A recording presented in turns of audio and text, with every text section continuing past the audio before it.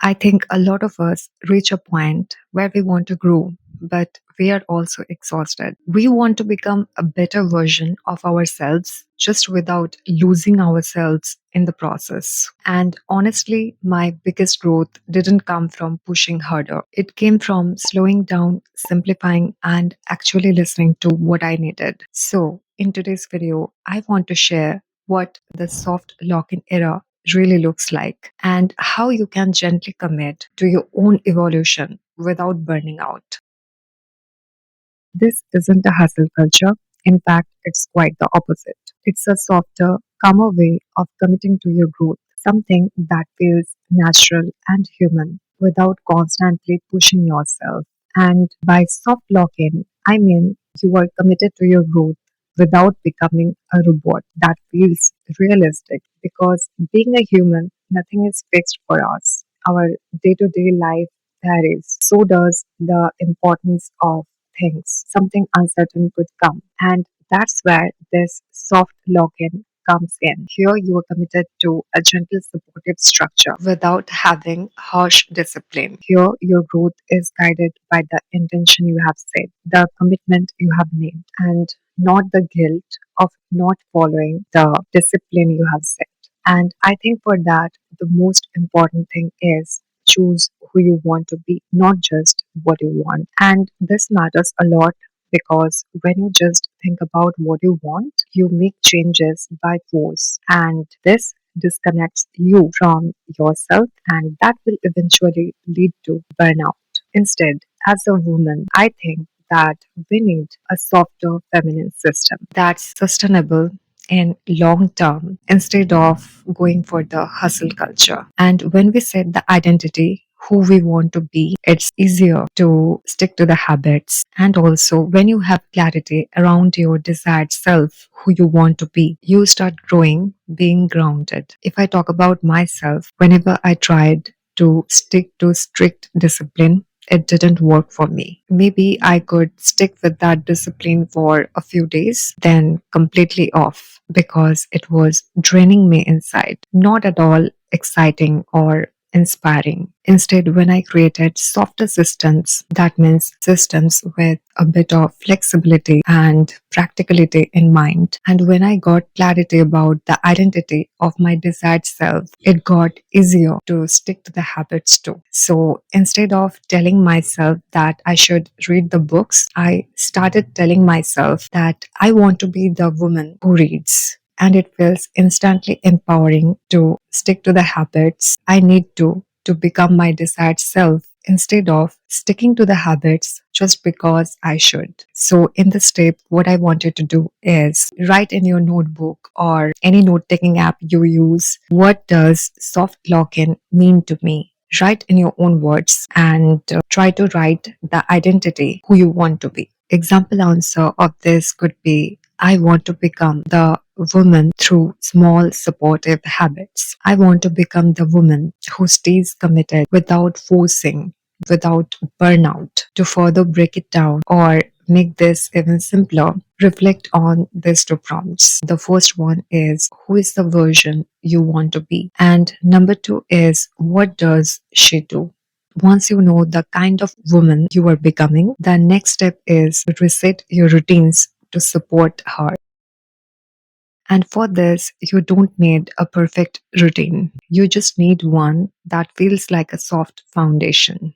And while creating tiny morning and evening resets, make sure to keep them realistic and comforting to you. In this reset, choose the habits that help you to step closer to your next better self. And please don't force or pressurize yourself to do more and more. What we are talking about is the exact opposite of that. And this tiny morning and evening resets are really important because if your mornings become chaotic, then the whole day feels like rushed. And if your nights are messy, then you will wake up tired and the loop will be continued. But when you create the reset routines to support the next better version of yourself, and you will be emotionally connected to your desired identity, consistency becomes much more easier. And By reset, I don't mean anything big change. For example, I'm planning my morning and evening reset routines like this. The first thing I want to do is some movement, morning walk with my mom and my furry baby. And then I want to spend some quiet moments with me. And for that, I want to include both meditation and journaling. I usually don't journal that time. So I want to reset my morning routine and include the journaling habit there. So this will act like a gentle start of the day. At the end of the day, I want my evening reset to look like some family chit chat, being with my furry baby at home, spending time caring for the animals around my home. All of this are relaxing. So I want my evening reset to look like this. So in this state, what I want you to do is pick one supporting habit, one for the morning and one for the evening. And it would be even better to test them for 14 days or so, and you will get the idea that if it works for you or not. With this foundation in place, the next thing that helps so much is quieting the noise that drains your energy. When I say this, trust me, your digital space shapes your mind more than you think. And by digital reset, I don't mean anything like extreme detox. By digital reset, I mean simply creating a calm, intentional digital space. And the reason is quite obvious because we are becoming more and more digitally dependent in our day to day life. So when digital chaos gets reduced, that will bring so much mental clarity in you and it will be less overwhelming to your brain. So you can focus more on what you want to do to support the woman you are becoming. Believe it or not, your digital environment shapes your mental environment because it is that what you consume. And if there is too much clutter in your digital space, it's naturally going to overwhelm your brain and that will distract you from what you want to do. So, making your digital space calm and intentional is really important to keep your mind calm. Cluttered home screens, constant notifications are going to mess up with your brain. So, in this step, what I want you to do is remove the apps that you don't use anymore and also unfollow the content that drains your confidence and makes you constantly compare with them. And organize your home screen intentionally. Think of it like putting the apps in the specific buckets. For example, it could be a separate folder for shopping apps. There could be a separate folder called social media where you can put all your social media apps inside instead of keeping the apps randomly on your home screen. And by the way, I have created a simple 5-day digital detox challenge, the tiny steps I follow when everything feels too loud. It's completely free and the link is below in the description box if you want to join. And once your digital space feels lighter, the next shift becomes so much easier.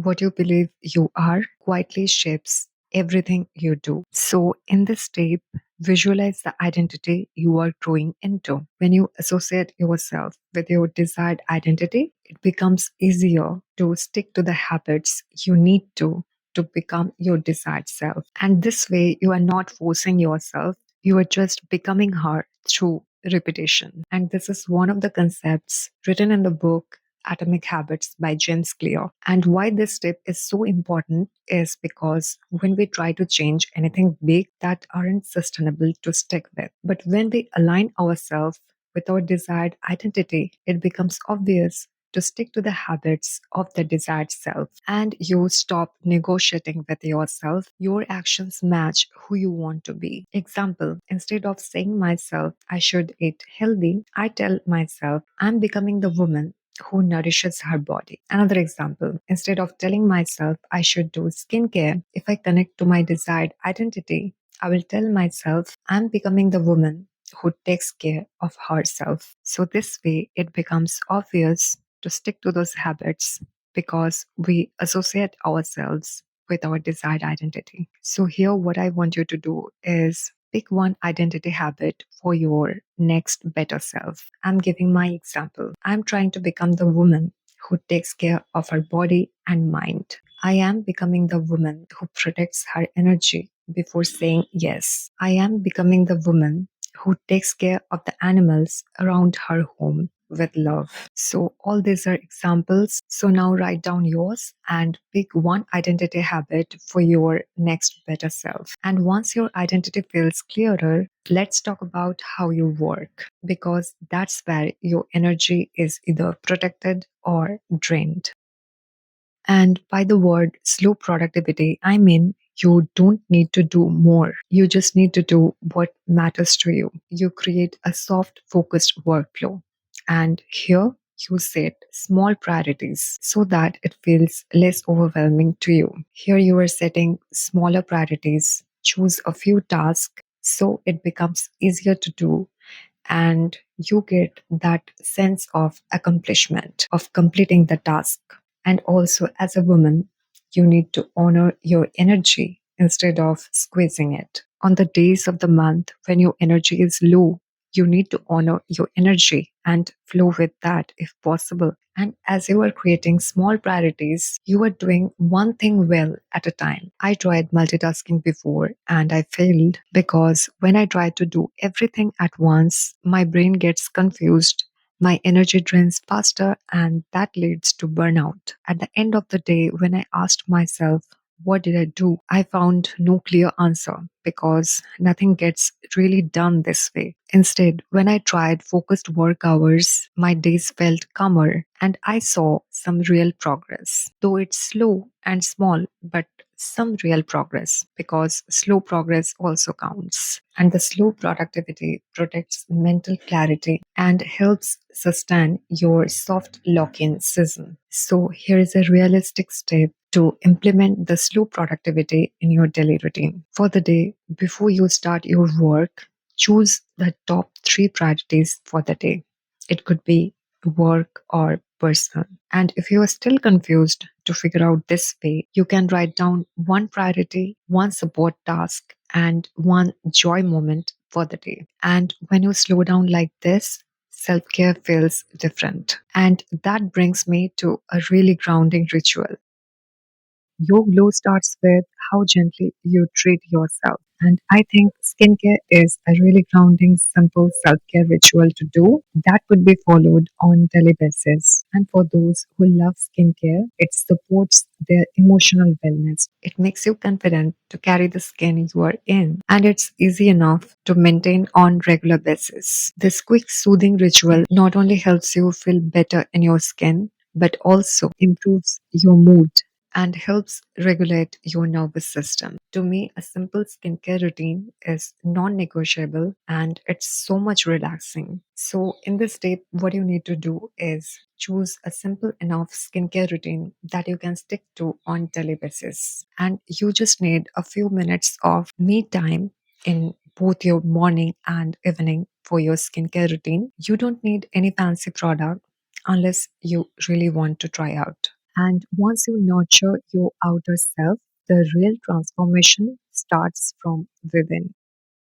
The real glow up isn't aesthetic, it's how you feel from within. And I feel that if there is inner peace within, it is the actual transformation because nothing really matters if there is no peace inside us. And for this inner peace, how you speak to yourself is really important because it's the self talk that aligns our action with our values. For the real glow up to happen, you need to really take care of your physical and mental health because if health breaks down, nothing feels really valuable or peaceful, whether it's relationship or wealth or something else. Our outer glow fades with time, but without the inner clarity, there could not be the real peace inside. At this stage of my life where I'm in right now, I choose peace over pressure. I want to take care of my health, both physical and mental. A different level of happiness and peace hits when you start valuing every life around you, whether animals, plants, or humans. So now I want you to reflect on these two prompts. Number one, what's one tiny thing I need today to make me feel more joyful and peaceful? And number two, what truly matters to me. To make everything easier to remember, let's finish with a final checklist. All of these are small steps, and if taken daily, can change everything. So, the first step is soft login, which is a season where you gently commit to become your next better version. Next step is gentle routine reset. You pick one supporting habit reset for morning and one for evening. Step number three is digital reset, where you become mindful to create a digital space that feels calm and intentional. And you can also check out the link below in the description box to join 5-day digital detox challenge to make it work for you. Step number four is identity shift, where you visualize the identity who you want to be, not just what you want. The next step is slow productivity, where you don't rush to do everything all at once, where you create smaller priorities and you do one task at a time. In step number six, I talked about skincare, which is a really simple and grounding ritual that not only takes care of your skin but also boosts your emotion and your confidence. And the last step was the real glow up. And inner peace is the most important one, where you are clear about your values, you set your priorities, and inner peace becomes the most valuable one. I hope this video gave you something gentle and helpful to take with you. And in the next episode, I'll be sharing how to make a vision board that actually works and gently guides your year. And if it's already live, then you can watch it here on your stream. Thank you so much for being here with me today, and I will see you in the next one.